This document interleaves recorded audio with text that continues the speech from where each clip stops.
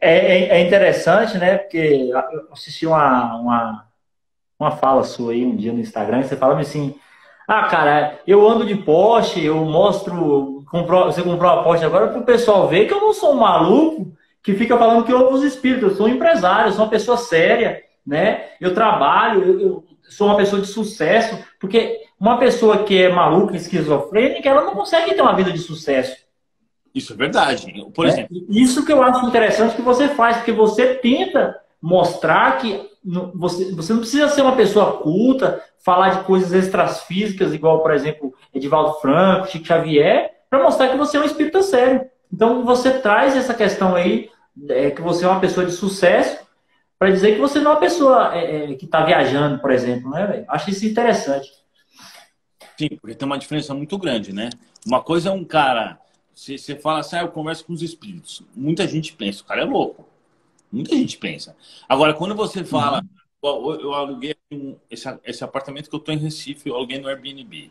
O cara chegou aí, é super simpático, o cara é um médico. Eu comecei a falar para ele das curas que eu obtive. O cara olhou, já tínhamos conversado sobre dinheiro, sobre negociação. Uhum. E aí, beleza, ele conversou comigo, a gente falou sobre isso, ele me seguiu no Instagram, nem sei se ele está assistindo tudo. E aí, a hora que acabou a conversa, ele foi embora. E o meu mentor falou assim: quando o cara já conhece você e vê que você é um cara que sabe falar as coisas, um empresário ou que tem um grande poder aquisitivo, ele vê o espiritismo de outra forma do que tipo um cara chegar e falar assim, eu converso com os espíritos. Uma coisa é um cara falando, eu converso com os espíritos, o cara pode falar, o cara é louco. Agora outra coisa é um cara que tem um Porsche e falar, meu, eu converso com os espíritos. O cara pensa, esse cara Uhum. pelo menos deve saber o que ele está falando, né? Senão ele não teria chegado, Uhum. não, né? Verdade? Então, por esse motivo, sempre quando eu tenho reunião de negócio, etc., eu não me interessa quem seja. Eu sempre falo do espiritismo. Porque para mim que se dane o que o cara vai pensar. Mas eu uso a posição que eu tô, que em negócios é uma boa posição, eu tenho vários negócios diferentes que são bem-sucedidos, para mostrar para os caras que realmente o espiritismo é verdadeiro, entendeu? É isso. Se a gente for olhar, Dom Pedro II, ele legalizou o espiritismo no Brasil porque eu acho que um dos caras mais cultos que passou pelo Brasil hoje da política é Dom Pedro II. Sim, E ele foi um cara que meio que liberou o espiritismo no Brasil. Não é à toa que as religiões de matrizes africanas no Brasil eram proibidas. E muitas delas falavam que era o espiritismo para, nessa época, fazer as suas reuniões. É sim. porque o espiritismo era legalizado no Brasil. Então, se a gente for olhar quem é espírita no Brasil, a maioria das pessoas são cultas. Não é, eu acho que até uma providência divina colocar pessoas no alto escalão de cultura brasileira para divulgar a doutrina espírita, para passar essa veracidade, né? E agora eu estou vendo que tipo você também está trazendo uma linguagem mais para o pessoal, sim, porque a gente está muito materialista, então a gente não pode se enganar que a gente está evoluindo muito, mas a gente está muito materialista. E quando a gente fala materialista, as pessoas acham que materialista é ser pobre, não ser materialista é ser pobre. Não é isso, gente. Sim, Não é sim, isso. verdade, não é mesmo. Agora, tem uma coisa interessante que você citou aí, que o espiritismo foi proibido em vários países da Europa e ele quase foi proibido na França. Ele só não foi proibido porque o Napoleão III era espírita, simpatizava, ele deu um jeito para não proibir, não, porque foi proibido na Espanha, em Portugal, em vários locais, e só não foi proibido no Brasil por causa do Dom Pedro e também do Dr. Bezerra, depois que ele reencarnou, para ser um político e impedir que isso ocorresse. Né? Mas então, o que você está falando aí é uma grande verdade. Eu tomo muito cuidado para não falar palavras difíceis. Então, eu sempre estou revisando meu vocabulário, para não falar nem palavras que sejam meio gírias e também nem vou falar coisas complicadas. Para todo mundo consiga entender, entendeu? Para que a pessoa que é, por exemplo, um juiz consiga entender, mas também uma pessoa que não tem estudo consiga entender. Porque o espiritismo tem que ser divulgado da forma mais expansiva possível. E voltando naquele ponto que a gente estava conversando, quando eu vivo no meu dia a dia, por exemplo, eu estou lá numa mesa de restaurante conversando com alguém sobre espíritos, espiritismo. Chega o garçom, eu não paro de falar. Pelo contrário, eu falo mesmo, para o cara ouvir que eu estou falando de espíritos, etc.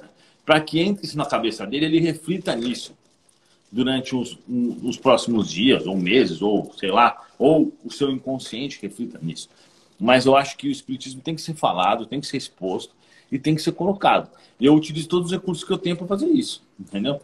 E agora, voltando a falar, eu falo demais, né? Mas falando da questão material. Se eu não posso gastar dinheiro para divulgar o espiritismo, qual é o problema? O problema é quando é o contrário, né? Tem muita gente que ganha dinheiro com o espiritismo e vive uma vida de luxo baseado nas coisas que ela faz dentro do espiritismo. Isso é errado.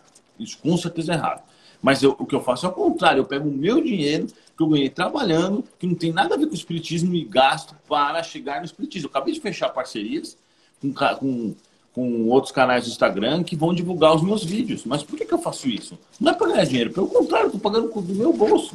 E sim, é para levar o espiritismo para mais pessoas. Entendeu?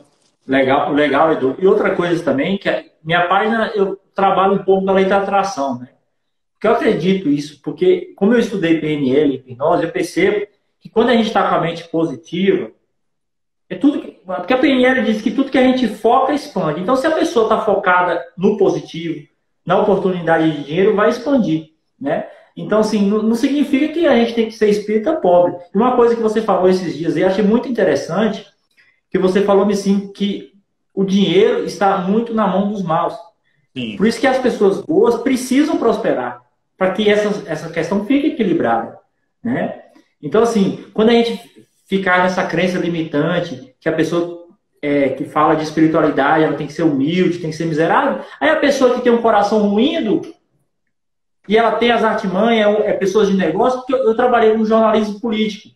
E eu percebi que política, as pessoas, cara, entram na política, eu falo aqui na minha cidade, as pessoas entram na política para roubar licitação de prefeitura, cara. Então são pessoas ruins. Então a gente que está estudando a espiritualidade, a gente que acredita que a gente está aqui, mas tem muita gente vigiando nós, de forma invisível, que são os espíritos, a gente precisa ter dinheiro. Porque a gente sabe que a gente não vai fazer maldade, porque ninguém está vendo, porque a gente está vendo que os espíritos estão vendo.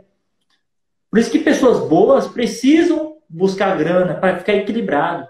Porque se a gente entregar... É claro que os espíritos não vão deixar também, né, cara? É claro que a gente está falando assim, mas os espíritos não vão deixar também. Né? Que o mundo seja dominado por só pessoas ricas e más, né? Mas tem uma coisa importante de falar. Eu tenho uma lancha, né? Se você for pegar os caras que têm lancha, 8 a cada 10 usam a lancha para fazer orgias para ficar doido. Então não é muito melhor que mais ganhem grana e comprem lanchas e façam coisas que não sejam desse tipo? Não é muito melhor isso? É claro que é muito melhor. Por exemplo, você falou do Porsche, né, que eu comprei recentemente. Todo lugar que eu vou, as pessoas querem ver, querem conversar. E os espíritos sempre falam, seja gentil e humilde com todo mundo. Eu sou óbvio. Mas aí a diferença, eu conheço um monte de cara que tem carrão assim, que é metido pra caramba.